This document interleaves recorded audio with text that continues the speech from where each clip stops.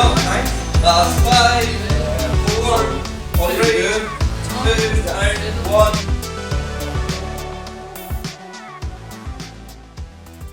So my name is Jordan. I'm from Belfast, Northern Ireland, and I play golf, which is my main sport I do, which is with the Belfast Eagles.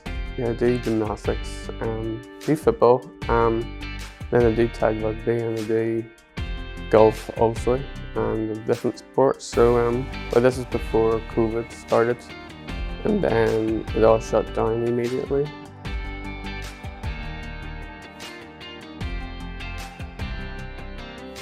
My name's Carol Kennedy. I am the Athlete Safeguarding Officer with the Eagles Golf Club for people with learning disability, and I'm also the COVID coordinator. Of course, everything kicked off in March, so we didn't actually get started up again.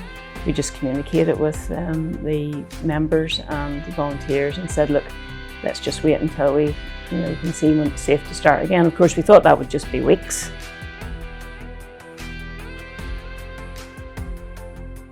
Head coach of the Eagles Special Olympics Club based in Killilena, and also head coach of the Starbreakers Special Olympics Club, which is a wee bit more established up in Carrickmore and County Tyrone.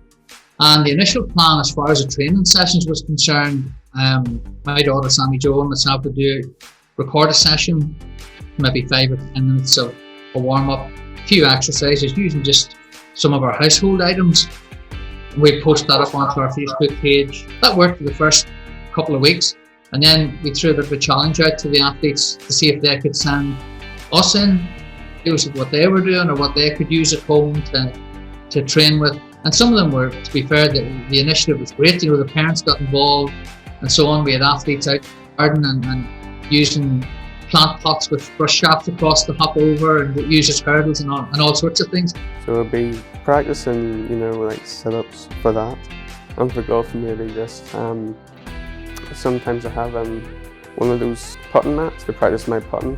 I miss being able to being with my friends and that, obviously, because I think that's a big aspect of being with a club.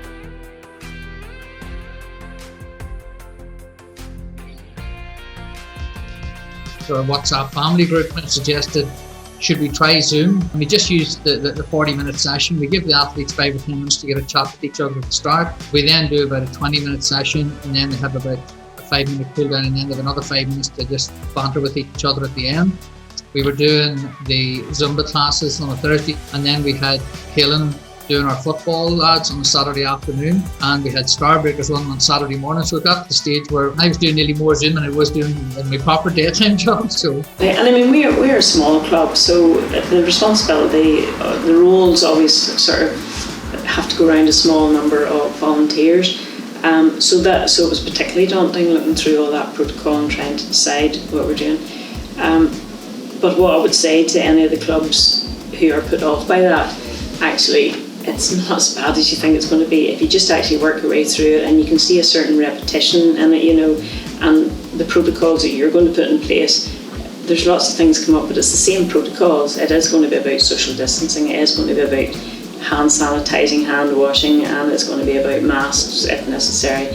It's about getting the form filled out each time before we have a sheet of who's going to turn up, and they have to be asked if they have any COVID symptoms, and they had to sign up to code of practice. It really took all the worry away, and suddenly it was right, we have everything in place, let's try and see.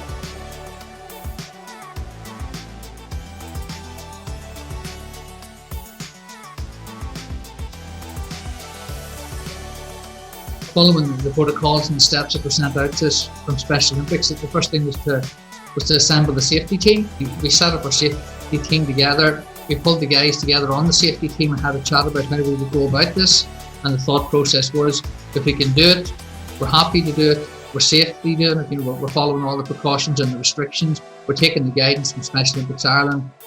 Well then we should be okay if we just take it slowly and step by step. But I think they should not be put off by all the administration stuff and that you have to read and comply with, because when you work your way through it, you really don't have to revisit it unless some other piece of advice comes in or something changes.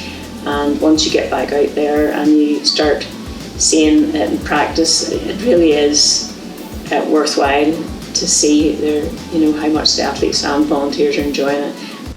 I think the risk assessment and the safety plan are your two, the two main things in your armour before you do anything. The concern for anybody or for any club starting back is assuring that the venue is suitable for what you're going to do. The Eagles Club came back in an outdoor venue, which is like a 4G soccer pitch.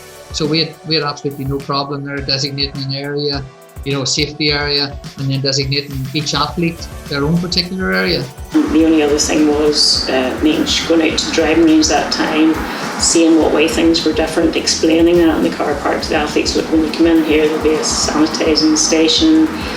You're going to just walk through, sanitise your hands, walk straight up the stairs, get into your bay, and stay there and stay 2 metre distance from people, except for the coach. And you're going to wear a mask, and he's going to wear a mask. Obviously, all the athletes and all the volunteers are coming from a different situation, different scenario, different background. Some athletes, are quite happy to do Zoom and stuff like that from home. Other athletes need more of the social interaction. I would just say to them, look, just make sure that your venue's suitable. Make sure that the guys are switched on and know that it's going to be, that there's going to be a lot more detail now in the training session. We're going to have to follow a bit of a protocol.